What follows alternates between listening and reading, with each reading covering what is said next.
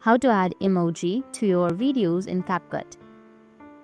So if you want to add emoji to your videos in CapCut, then what you need to do is open up your CapCut.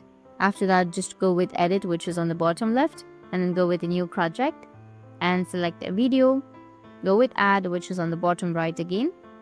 And once you've selected your video, if you want to add emoji to your videos in your CapCut, then you just need to simply go with the stickers option, which will be on the bottom. So in my case, I have effects, or you may also have stickers, or you'll find stickers right here. So you need to tap on stickers, and here you will have all of your stickers, right? So if you want to add emoji, then you need to go with the emoji stickers.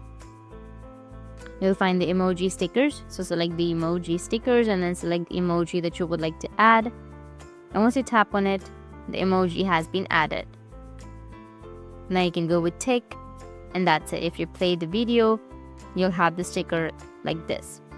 That's how you can add emoji to your videos in CapCut. And if you have any questions, feel free to comment below. Thanks for watching.